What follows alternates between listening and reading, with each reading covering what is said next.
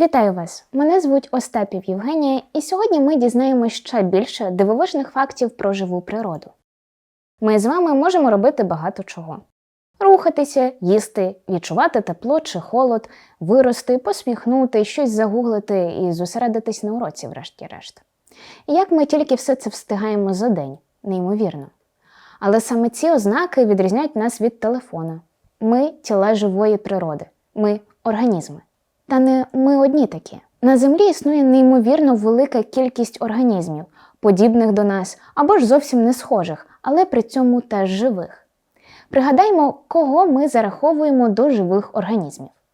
Виберіть із поданого переліку лише організми. Гора, кишкова паличка, мох, дошка, сонце, капібара, мухомор, річка. Так, чудово. Наш вибір. Кишкова паличка, адже це бактерія, мох – це рослина, капібара – тварина, мухомор – гриб.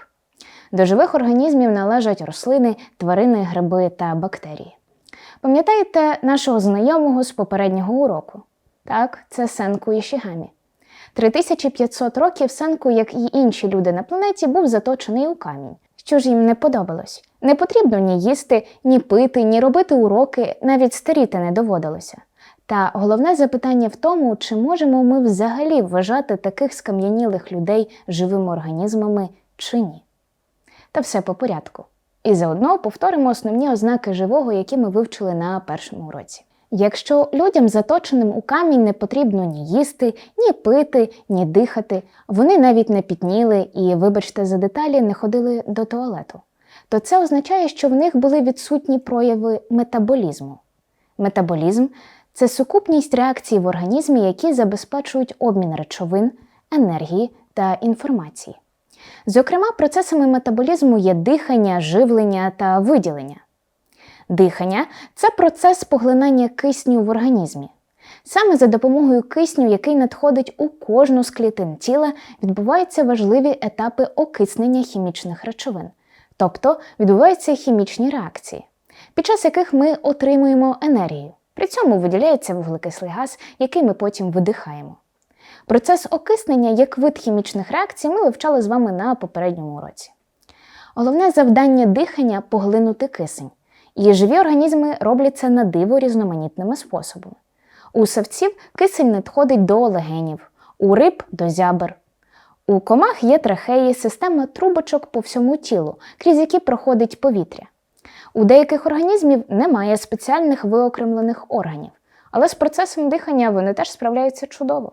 Наприклад, дощовий черв'як дихає всією поверхнею тіла. Рослини теж дихають за допомогою спеціальних отворів на зворотньому боці листка, які називають продихами. Крізь них до тіла рослин надходить кисень і виділяється вуглекислий газ. У бактерій і одноклітинних організмів все їхнє тіло – одна клітина, тож вона і забезпечує поглинання кисню. А скам'янілий Сенку, Окі Тайджу чи його шкільне кохання Огава Юзуріху. Скам'янілі вони могли дихати, навіть маючи легені? Звичайно, що ні. Однак у природі дійсно існують організми, що навіть не в скам'янілому стані спроможні не дихати. Так, наприклад, є такі тварини гельмінти. Це паразитичні чарви, які мешкають у кишечнику інших тварин.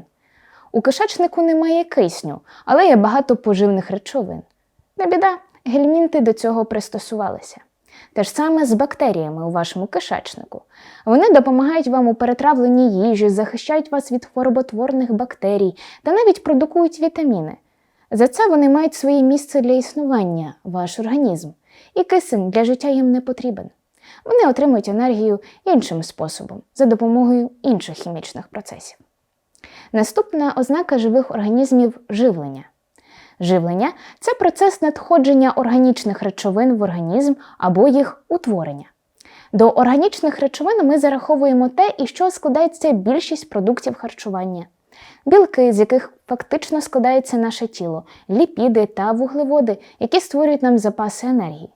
Велика кількість білків міститься в яйцях, м'ясі, авокадо та бобових рослинах. Вуглеводів найбільше у зернових культурах, у різних кашах, хлібі, солодкій випічці, а також в овочах та фруктах. Так, прикладом вуглеводів є цукор, з яким усе стає солодшим. Ліпіди або жири насамперед містяться в молочних та м'ясних продуктах, але бувають і рослинного походження, як от соняшникова чи оливкова олія. І щоб наше тіло могло функціонувати, ми повинні щодня оновлювати собі запаси цих поживних речовин. Але є група живих організмів, які не їдять, а самостійно утворюють собі поживні речовини. Це зелені рослини. Їм вдається утворювати собі їжу за рахунок процесу фотосинтезу. Фото у перекладі з грецької означає світло, а синтез – утворення. Тобто фотосинтез – це утворення органічних речовин за рахунок світла. Жодних білків, ліпідів чи вуглеводів рослини з ґрунту не отримують. Вони беруть собі з ґрунту мінеральні речовини, воду і вуглекислий газ з повітря. І за рахунок енергії сонця утворюють із цих компонентів глюкозу, що є вуглеводом. А як бонус, під час фотосинтезу виділяється газ – кисень, яким ми дихаємо. Звичайно, ми дуже вдячні рослинам за кисень і за органічні речовини, які вони утворюють, але більшою мірою за органічні речовини. Адже не слід забувати, що рослини теж дихають і поглинають більшість того кисню, який самі і виділили. Отже, має бути ще хтось, хто теж виділяє кисень у процесі фотосинтезу, але ним не дихає. І такі істоти існують.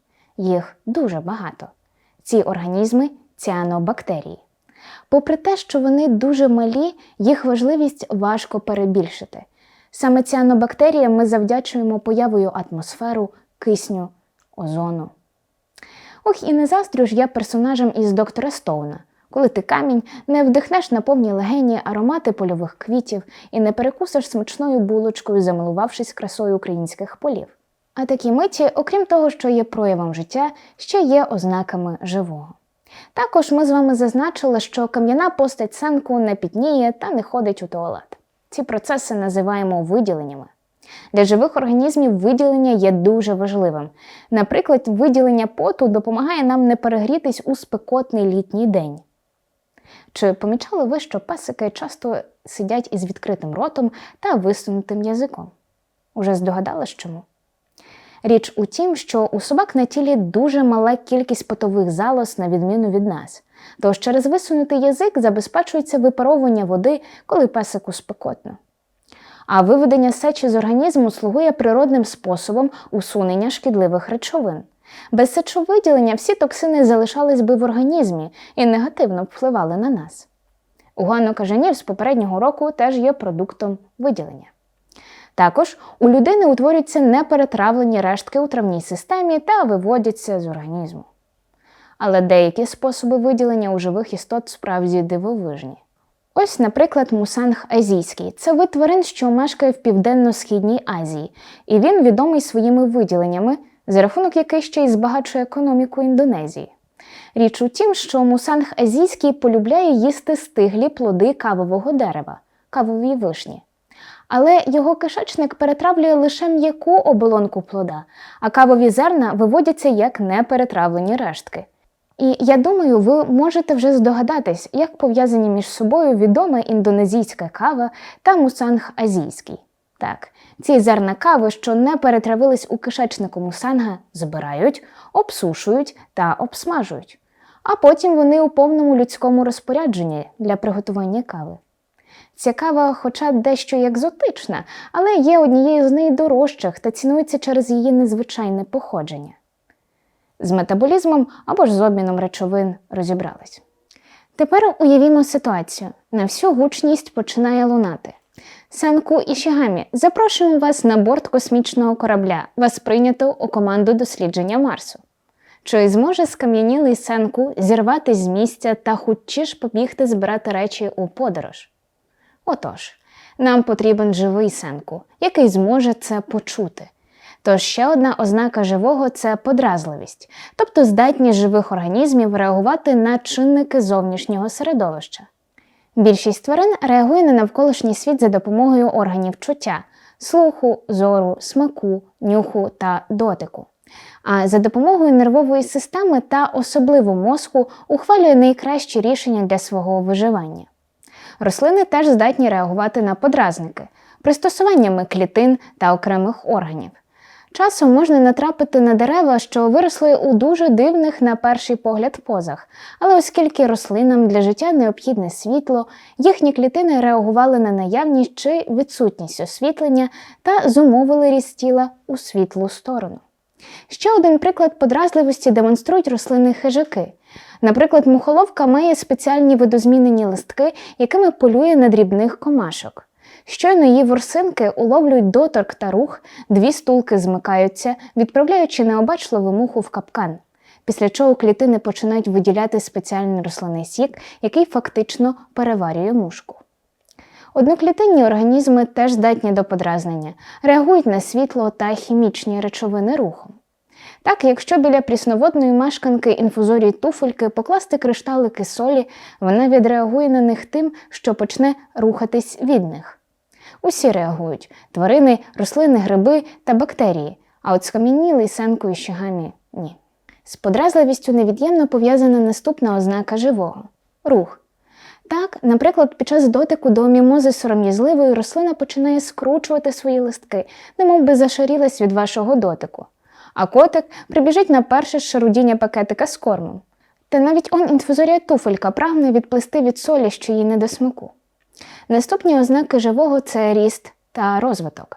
Ріст – це збільшення розмірів тіла, а розвиток – це утворення нових ознак в організмі. Сенку Ішігамі хоч і пролежав у скам'янілій речовині 3,5 тисячі років, але за цей час не виріс ні на міліметр і не постарів ні на рік. Залишився таким, як був до того. А ви росли, що будете рости і розвиватись постійно. Ви колись були маленьким ембріоном, навіть не схожим на людину, потім немовлям, що не вміло ходити й говорити, а зараз, уже значно збільшившись у розмірах, сидите й засвоюєте нові знання, що формують нові зв'язки між клітинами вашого мозку. Коли Сенку врятував першим від скам'яніння Окі Тайджу, то він сказав так: «Я це зробив, тому що мені потрібна твоя сила, але нам потрібні інші люди, бо удвох ми з тобою людство не відродимо». Розмноження – це процес відтворення собі подібних, ще одна ознака живого, до якої не здатні штучні об'єкти. Різноманітність форм відтворення та вирощування нащадків справді вражає. Трав'яна жаба може народжувати на світ більше 1000 ікринок, починаючи з березня і закінчуючи серединою листопада. А ось самка слона народжує одне слонення на 5 років. Одноклітинні організми розмножуються через поділ своєї клітини на дві. Гідри відбруньковуються від себе нову істоту. Рослини проростають із насіння або пускають коріння з окремої гілочки чи листочка. А факт залишається фактом. Поки люди були заточені у каміння, їх кількість на землі не збільшувалась. І остання, найголовніша ознака живого, про яку ми сьогодні неодноразово згадували. Це те, що всі живі організми складаються з клітин. Мільйонів чи однієї, але клітин. Клітина – це найменша структурна та функціональна одиниця живого. Це означає, що кожна клітина буде проявляти всі ознаки живого. Мати метаболізм, тобто поглинати кисень, споживати поживні речовини чи синтезувати їх самостійно, виділяти непотрібні речовини, реагувати на подразнення, рости, розвиватись, рухатись та розмножуватись. Кожна з мільйонів клітин вашого організму робить це щодня.